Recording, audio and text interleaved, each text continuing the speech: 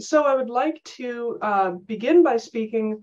I would like to start off with sort of a historical context, because the way that I'm going to be approaching this talk is to discuss freedom and slavery, Sierra Leone, game development, and some of the intriguing intersections between these things.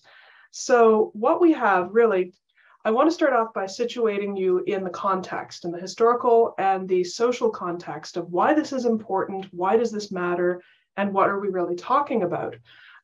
So in Sierra Leone, which is a small country in West Africa, and a country that is, I would argue, historically incredibly important for a variety of reasons, many of which pertain to slavery and the abolition of slavery. Just about 15 kilometers up from the capital city, which is called Freetown, not an accident, is the very, very small island called Bunce Island. It's about maybe a kilometer long at most. It's quite a small island, and its northern end is dominated today by a ruin, which is of the Bunce slave fort. I say slave fort, and I kind of need to put that and lampshade that a little bit, because really, when we think about slave castles and slave forts, particularly in West Africa, there's a tendency to construct them and imagine them to be these kind of fairly well-running and productive spaces, which saw the oppression and suffering of tens of thousands, hundreds of thousands of people, and indeed 140,000 enslaved Africans passed through Bunce Fort. However, it's also really important to emphasize what a complete shambles they typically were in a historical basis. I think it's not really exaggeration to describe the Bunce Fort as a bit of a dumpster fire in a broad 18th century and then 19th century, even 17th century context. It was founded in the 1600s. And it was largely taken over and kind of had its quote unquote heyday when the Royal Africa Company of Britain took it over. But it was never particularly successful. And I think this is an important thing to highlight, because this is something we really want to bring out in the game that we're developing around it. Bunce was never successful in any sort of notable sense. It suffered from one of the typical problems of the time, which was that being a static fort situated in an extremely large estuary, somewhat upriver of the opening of the estuary, nonetheless meant that pretty much everybody attacked it and successfully took it and continually raised it. It relied upon a complex network of coastal traders, many of whom were European, many others of whom were Afro-European. These were extremely complicated trade networks that were basically funneling enslaved individuals from the interior to this tiny little island, where they were then held so that when a slave ship arrived, they could then be boarded pretty much all en masse at the same time. Bunce, after being razed in 1704 by the French, was then rebuilt-ish, sort of a kind of a bed. Apparently the carriages under the cannons never got rebuilt, which does speak volumes about its complete inability to defend itself. It was then sort of semi-working by the 1720s, and then collapsed again by 1728. It was defunct for most of the middle part of the 18th century. It was kind of occupied by various people, but never successfully. And then it was taken over by the 1760s by a Scottish conglomerate, and they were quite successful and actually worked to,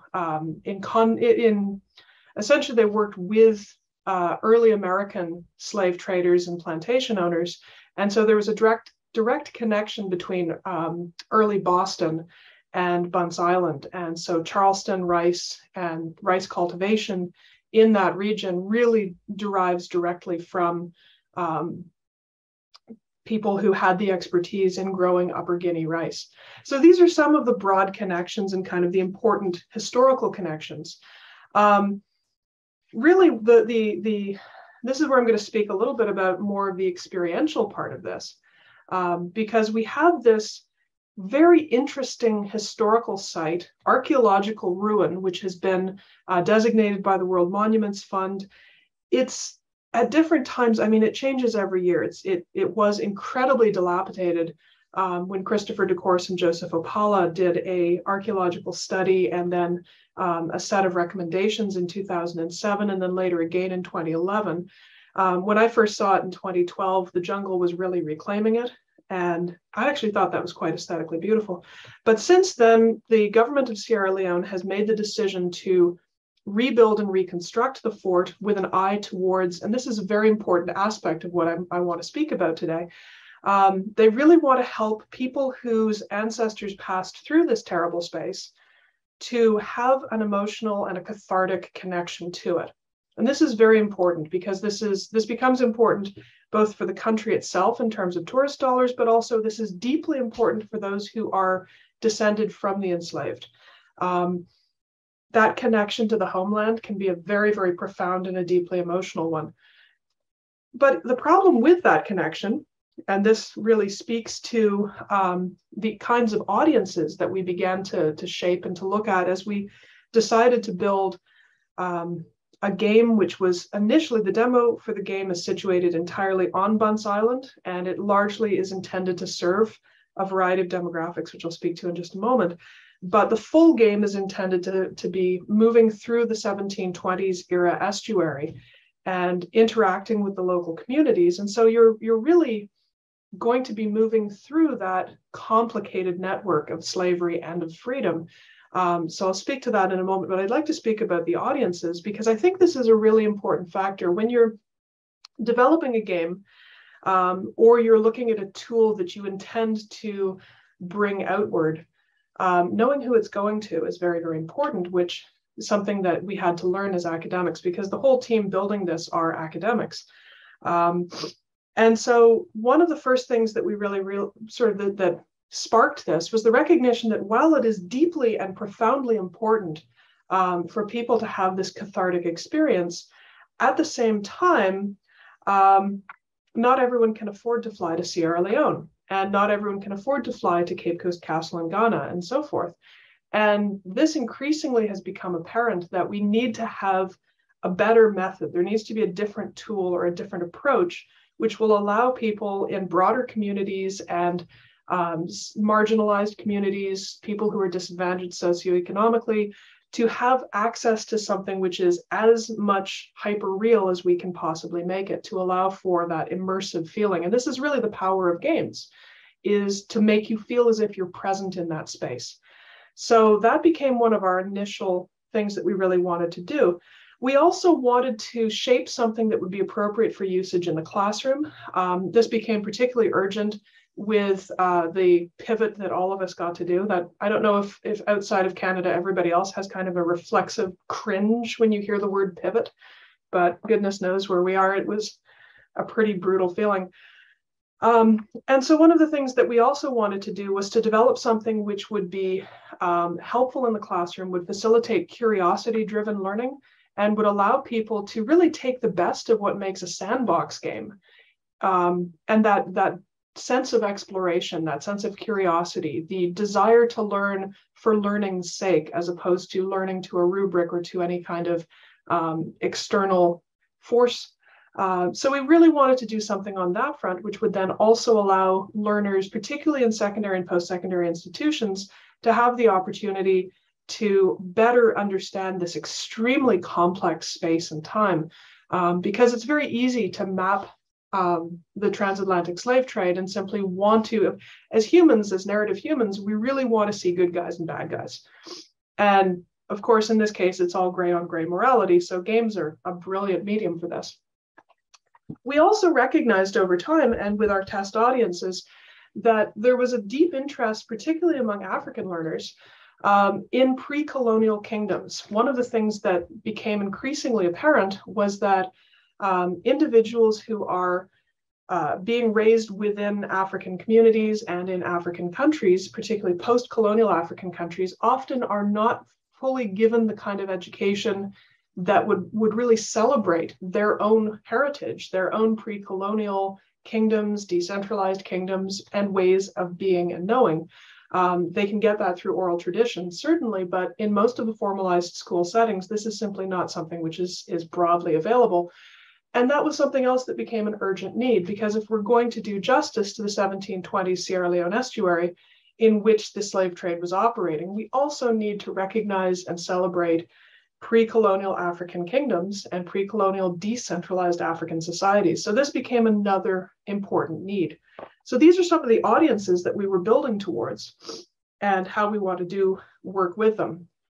We made the decision to work within and to develop within the game engine Unreal, increasingly, particularly with the release of Unreal 5.0, because of the Nanite and Lumen technology.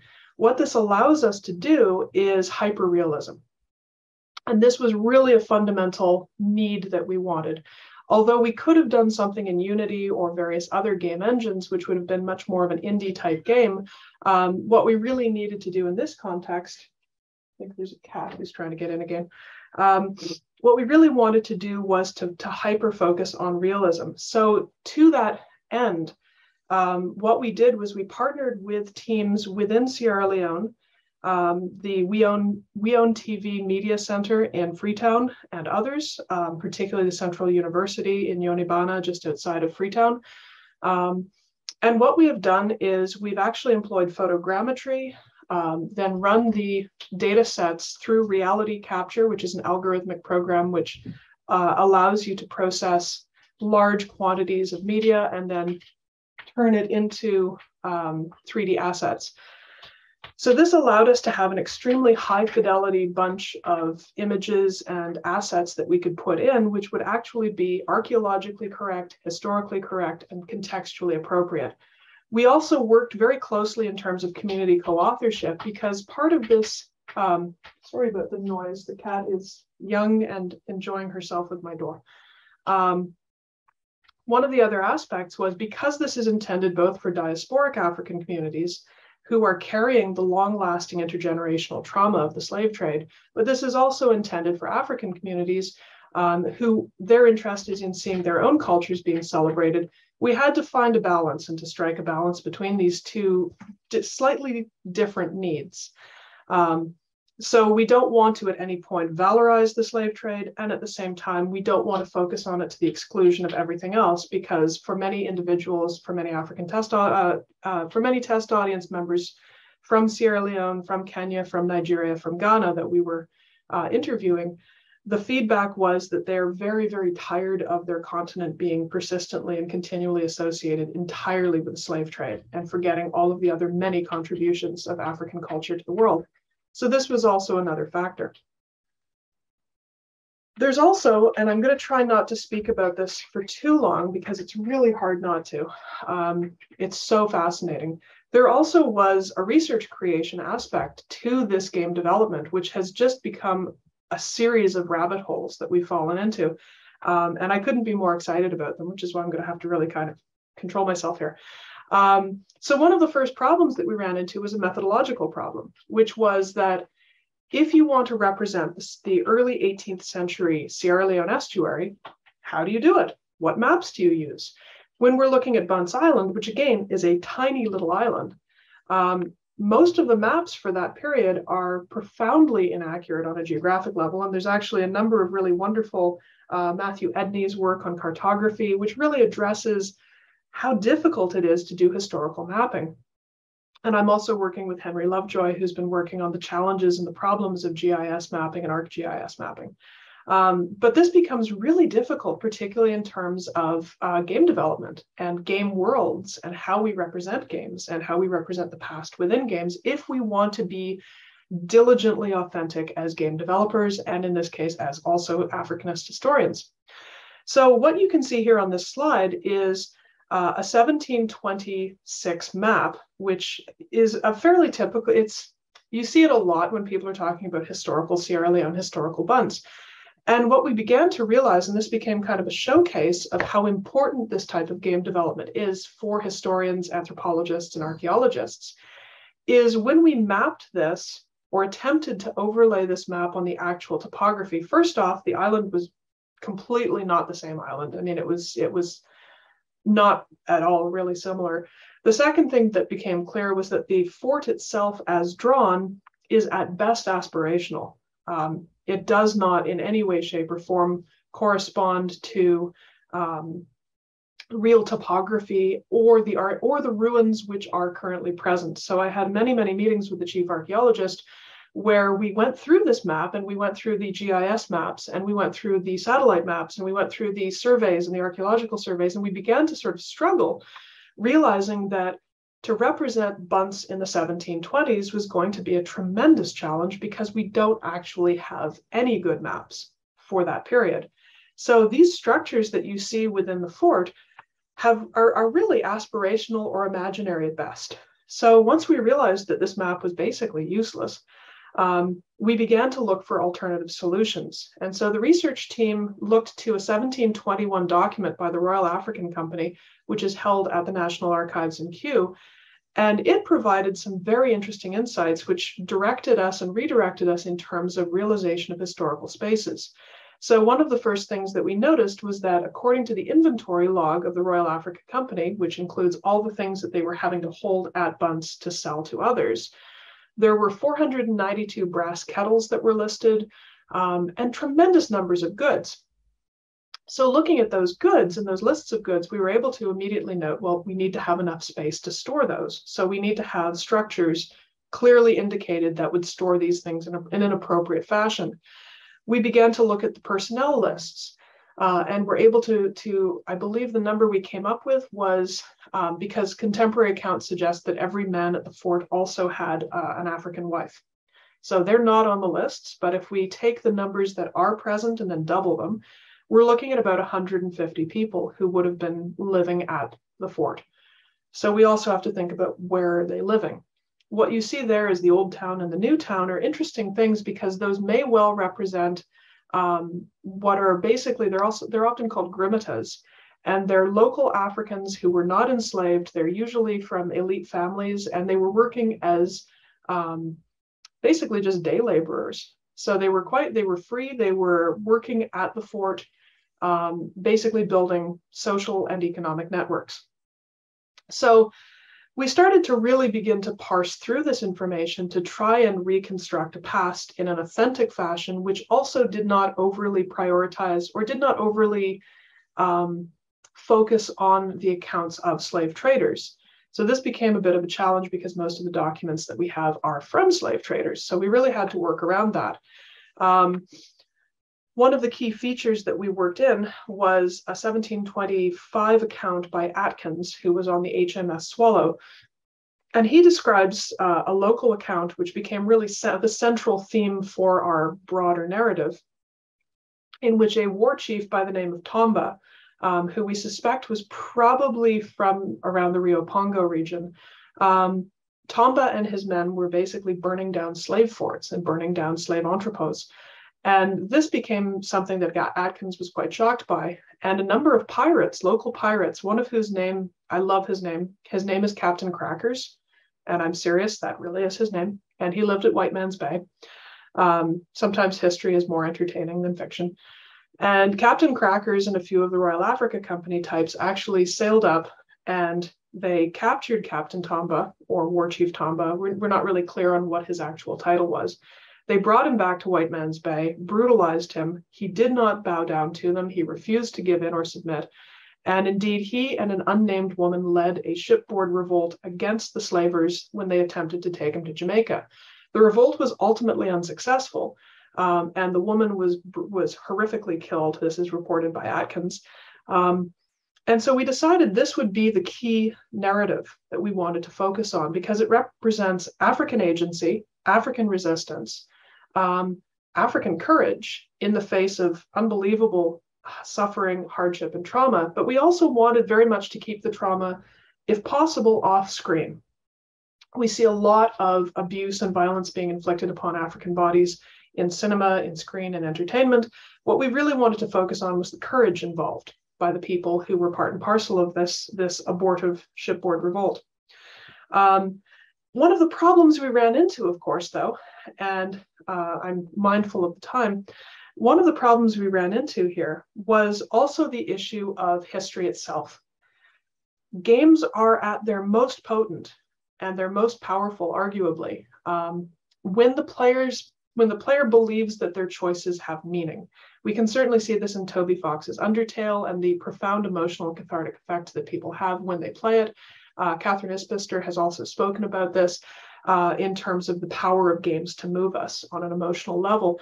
What we really then had as a problem was, how do you address the past and allow the player to feel as if their choices are meaningful while constrained within events which have already happened? So some of our solutions to this were, we began to realize, as we looked at what we initially had thought was kind of a locked in stone past, for example, that 1721 document that I mentioned earlier with the Royal Africa Company, it has all the personnel listed there. But these are not people. These are people who would fall into history from below to a high degree. These are people who do not have their trajectories well mapped. They're essentially nobodies for the historical records purpose. We have their names, we have their professions, we have how much money they were being paid every year, but we know nothing about these people, which actually is very, very helpful from a narrative standpoint, because it means that we can then begin to draw broad strokes. We can begin to tell a story that we want to tell within the appropriate limits of representation and of historically accurate and contextual frameworks. And this again requires a lot of collaboration with 18th century scholars of both Britain and of England, and of West Africa. And we can begin to put together these types of narrative feelings. So then the player will get that feeling of autonomy. They'll have that feeling where their choices are meaningful, but we can also maintain a historical trajectory which conforms and corresponds to what we know of history happening at that time. So this was a problem that we began to approach and to address and to work to solve, recognizing what our ultimate goals were. So some of the ways that we really worked here, and what you see here is actually the archaeological survey map overlaid onto the topography, which is actually how I built the island to ensure that everything was as accurate as I could get it. So some of the ways that we've worked with this are, one of the key factors is absolutely community co-authorship. And with this, we've taken the approach that there's a tendency, particularly among anthropologists, and I don't want to slag on anthropologists too hard, but there have been a few that I've sort of chuckled a little after meetings with. There's unfortunately a tendency to dismiss stories. I was actually told by one anthropologist specifically that, you know, you really can't trust, if you ask people what are their traditions about a given item on the island, you can't really trust what they're going to tell you, because they're often going to tell you what they think you want to hear. And that's fair. That's a concern on a methodological level. But I began to look at that and recognize, and after many discussions with my team, which includes multiple African creatives, multiple First Nations creatives. So we have a very diverse team, which I think is a really important part of building a game like this. One of the things we realized is that this is a game. So if someone locally wants to tell you that according to oral traditions, you know, they in the past started to, you know, they were riding tigers.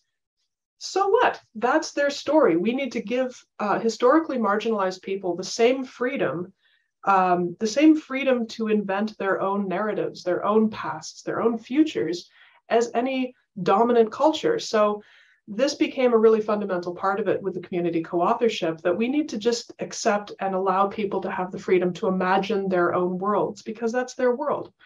So that collaborative process was a really fundamental part of it. The name of the game, by the way, Anya, is Bunce Island Through the Mirror. So the other factor that we came up with was a mechanic that we call See Through Their Eyes, which allows it allows the player, and we're still testing it out. We've got it working now, but we want to try and test it to the max in the next few months. So just to keep as a note for deliverables, the demo is basically ready to go. That's gone into alpha testing, and that will be released in January. The full game, we anticipate a 2025 release, because that also requires these taking the time, making sure communities in Sierra Leone are confident and comfortable with how we're telling their stories. This is challenging because Sierra Leone does not have a well-developed gaming culture. So explaining to elders, for example, how their narratives, how their traditional stories are being represented. It's a big challenge and it requires a lot of logistics, but I think it's well worth taking that time. So See Through Their Eyes allows players to essentially inhabit a specifically targeted NPC character, allows them to step into that character and then have a moment of narrative where they can participate in the narrative. And this became, how do we navigate that freedom? And this was sort of an ironic thing for us because it's a game about slavery, or at least a region that was really to the front in the slave trade. But we have to really constrain the freedom of our players, because some players may absolutely want to go to the past and promptly free all the enslaved Africans. That's completely understandable, but that never happened. So how do we control that within the historical environment? And what we decided to do was to allow people the freedom to step into designated NPCs, to move within their moral compass, and ideally, in a best case outcome, thinking of multiple endings, to nudge them toward making better choices.